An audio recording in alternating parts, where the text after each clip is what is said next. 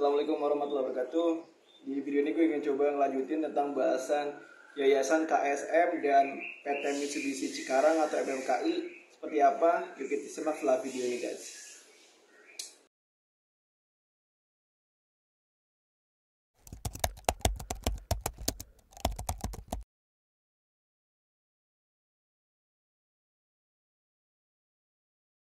Oke, gue udah bikin video Mitsubishi ini udah hampir 7 video kayaknya ya. Jadi minta bantuannya guys, tolong subscribe channel gue ya. Tolong bantu subscribe dan like video ini.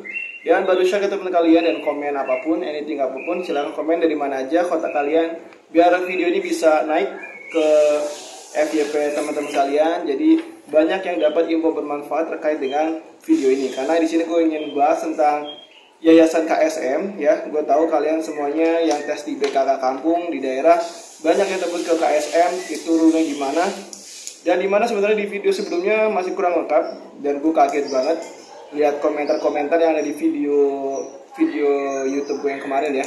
Dan di video ini ingin gue coba up terkait dengan keterangan teman-teman yang sudah ngalamin lewat Yayasan KSM. Jadi mudah-mudahan ini ada manfaatnya buat kalian semua ya. Dan ya silakan kalian ambil kesimpulan sendiri. Gue nggak mau menyimpulkan, gue hanya memberikan informasi aja.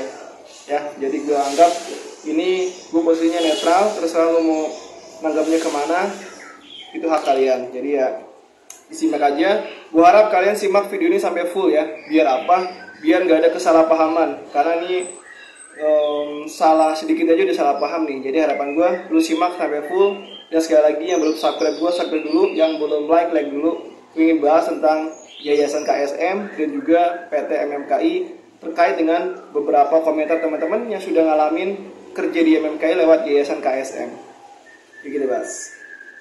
Oke, sorry kalau kepala gue ke bawah karena gue baca chattingannya, gue baca komentarnya. Ntar dulu guys, kita Oke, ini dari Mas Sanza ya. Mas Sanza ini dia komen, hahaha, aku mantan ketipu KSM sampai ke sana nggak jelas. PT MMKI magang 6 bulan dengan baju hijau hansip. Oke, karena gue yang punya video ini gue komen dong, kok bisa gitu kan. Dan dia alhamdulillahnya mau cerita. Ceritanya begini kata beliau.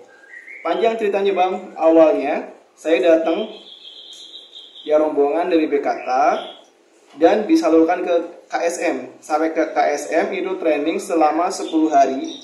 Di KSM biasanya yang namanya training itu PT dari KSM cuma ngasih alasan biar gak ada yang gugur. Oke lah, gue dan teman-teman percaya aja soalnya kan loker ADM. Oke, sehabis training mau mendekati 10 hari ada tes lagi. Kan aneh, kok tadi bilangnya biar gak ada yang gugur, kenapa tes lagi gitu kan. Ini kata Mas Zanza ini.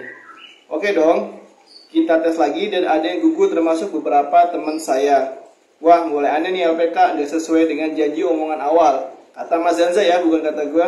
Saya masih lanjut posisinya di situ sampai bener-bener sudah min 1 H10 hari kok disalurkan ke PT lain. Aneh dong, bukan ke MMKI. Akhirnya saya dan sisa teman saya mundur dari diri dong. Saya udah habis lumayan itu untuk biaya kos juga, makan sehari, uang training, dan lain-lain. Saran saya buat kalian yang mau masuk MMKI lewat jalur bener saja ya, memang 0 ADM kecuali biaya MCU dan uang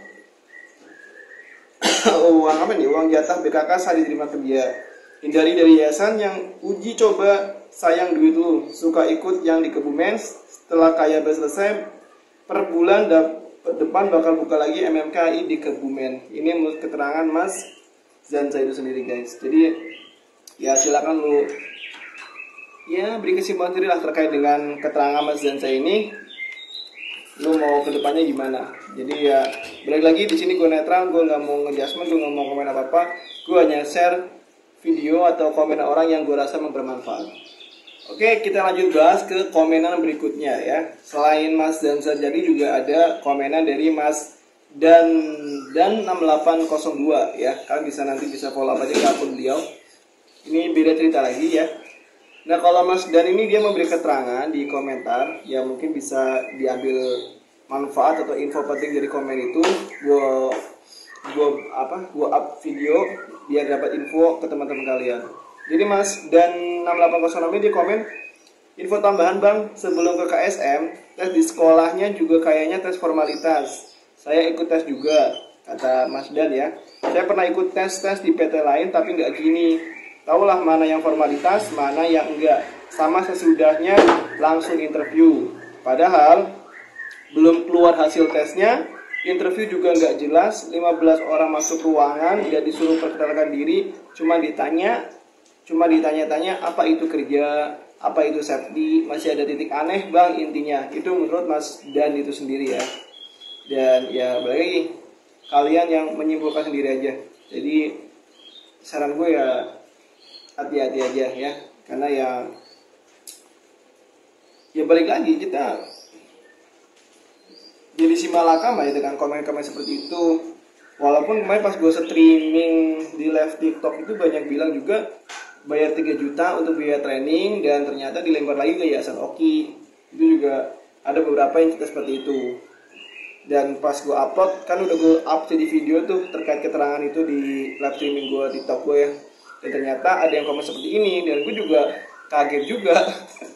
Karena ya kasihan buat kalian semua ya, udah jauh-jauh dari kampung, udah nginep di sini, numpang hidup, ngontrak sini lumayan tuh 200 ribuan, makan di sini mungkin sehari bisa nyampe, katakanlah kalau lu makan 12 ribu ya berarti 36 ribu, itu hanya makan, belum buat yang lain-lain ya kan. Jadi ya saran gua terserah kalian sih. Kalau kalian siap untuk menanggung semua resiko yang ada, silakan jalan. Kalau emang masih worry atau takut, ragu-ragu, uangnya ngepas, mending cari lowongan lain ketimbang lanjut di lowongan ini. Walaupun ya balik lagi, semua hal yang kita pilih pasti ada konsekuensinya ya. Jadi ya silakan kalian pilih yang mana.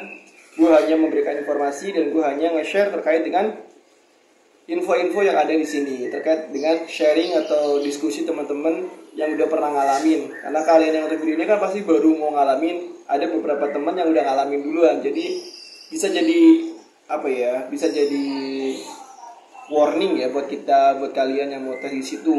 Karena balik lagi, kalau gue pribadi pas masuk Mitsubishi dulu itu nggak lewat yayasan KSM, itu lewatnya langsung ke Yayasan Oki. Sebagai apa? Sebagai driver forklift dulu. Jadi gue model CEO forklift saat itu, daftar di situ, tes di situ, emang interview Mitsubishi sendiri langsung. Karena waktu itu gue ada 6 kandidat dan langsung dites hari itu dengan usernya, langsung dengan asisten manajer material handling pada saat itu dan HRD-nya. Jadi nggak dengan yayasan. Yayasan itu hanya menyalurkan saja waktu itu. Kontaknya seperti itu. Ya, untuk kasus seperti ini ya silakan kalian, bukan kasus sih, untuk kejadian seperti ini ya silakan kalian ambil kesimpulan sendiri aja. Karena gue nggak mau nyimpulkan, itu bukan hak gue hanya memberikan informasi, share informasi yang apa yang gue dapat, apa yang ada di channel gue, jadi gue share. Silakan lu beri kesimpulan sendiri, silakan itu hak kalian mau dilanjut atau enggak. Yang penting hati-hati aja ya, karena tadi yang 2 orang itu udah gue baca dua-duanya, gue rasa cukup jelas untuk bisa dimengerti ya. Oke, gue Agus Muhammad. Mohon maaf jika ada salah-salah kata dalam video ini ya, karena kaum manusia, gue yakin pasti ada salahnya. Kalau memang ada yang benar ya itu datang dari Allah Subhanahu Wa Taala. Silakan kalian ambil yang baik-baiknya aja dan minta doanya juga buat gue pribadi dan keluarga gue ya. Gue Agus Muhammad, sehat selalu buat kita semuanya. Semoga Allah jaga kita, semoga Allah lindungi kita, Allah rahmati kita, Allah mudahkan kita. Semoga Allah mudahkan teman-teman yang masih objek untuk bisa cepat dapat kerja. Dan seperti biasa di closing gue selalu bilang, kalau ada orang atau siapapun oknum yang ngejapri kalian, nge-DM kalian, mengatasnamakan Agus Muhammad atau mengatasnamakan nama gue, itu jangan percaya. Jika ada orang mengatasnamakan gue, ngaku-ngaku bisa masukin kalian ke pabrik, bisa masukin kalian ke PT A, PT B, atau PT C, atau PT apapun, gue gak punya kuasa untuk itu, jadi jangan percaya. Karena itu udah pasti penipuan. Balik lagi, gue gak punya Instagram, gue gak punya Facebook, gue hanya punya YouTube dan TikTok dan juga WhatsApp. WhatsApp gue yang belakangnya 633. Jadi kalau selain dari 3 itu bukan gue ya. Dan apalagi gue gak ada kuasa buat masukin kalian kerja di pabrik apapun. Gue hanya memberikan informasi, gue hanya sharing pengalaman, gue hanya sharing tips dan trik, gue hanya sharing bagaimana cara ngerjain soal-soal psikotes dan menghadapi interview, dan juga untuk bisa lolos di medical check up di beberapa perusahaan. Jadi kalau untuk masukin kalian ke perusahaan gue gak bisa. Jadi ya silakan hati-hati aja. Gue Agus Muhammad. Sampai jumpa di video berikutnya. Allahumma shalli wa sallim wa barik ala Muhammadin wa alihi wa sahbihi wa ummatihi wa sallim ajma'in. Walhamdulillahi. See you. Info Loker, Guys, gua Agus Muhammad. SMK Di video D3 kali ini gua S1. ingin share lowongan kerja buat SMK D3 dan S1. SMK yang baru lulus juga bisa. Apa lokernya? Ini lokernya nih. Tapi sebelum gue ngoceh panjang lebar, lu bantu follow akun gue. Lu follow dulu akun gue dan love video ini, simpan dan favorit, dan tolong share video ini ke teman-teman kalian biar FYP lagi ya. Oke? Dengerin baik-baik, jangan di skip biar paham. Oke? Ini loker ada dari Delta Loop guys. Delta Loop saat ini yang pertama dia buka lowongan untuk admin gudang ya.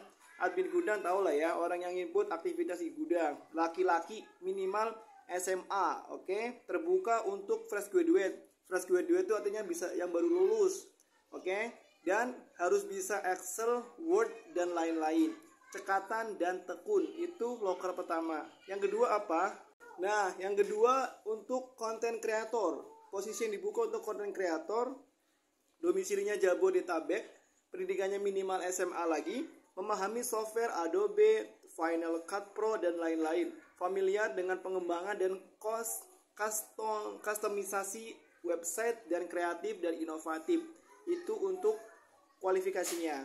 And then yang ketiga apa? Nah, yang ketiga ini untuk teman-teman yang S1 nih guys. Bapak-bapak atau mas-mas yang S1, ini ada lowongan untuk kepala gudang. Untuk persyaratannya laki-laki, jadi perempuan belum bisa ya. Dan minimal S1 manajemen, logistik lebih disukain. Berpengalaman 3 tahun sebagai kepala gudang atau 5 tahun sebagai SPV gudang. Wah, kualifikasinya berat banget ya. Dan menguasai Microsoft Office, manajemen gudang, dan sistem ERP guys. Dan yang terakhir adalah untuk supervisor gudang nih. Laki-laki pendidikannya minimal D3 ya, D3 nih. Dan berpengalaman 3 tahun sebagai supervisor gudang atau 4 tahun sebagai staff gudang guys. Familiar dengan Microsoft Office, manajemen gudang, dan sistem ERP. Terus cara ngelamarnya gimana bang? Ya pasti banyak yang nanya kan, cara ngelamarnya gimana? Ini gue jelasin, dengerin ya. Nah, lamarnya ke sini nih. Silakan kirim lamaran Anda ke email yang tercantum dengan subjeknya, nama, posisi yang dilamar, dan CC ke email farhan@trkm.co.id ya.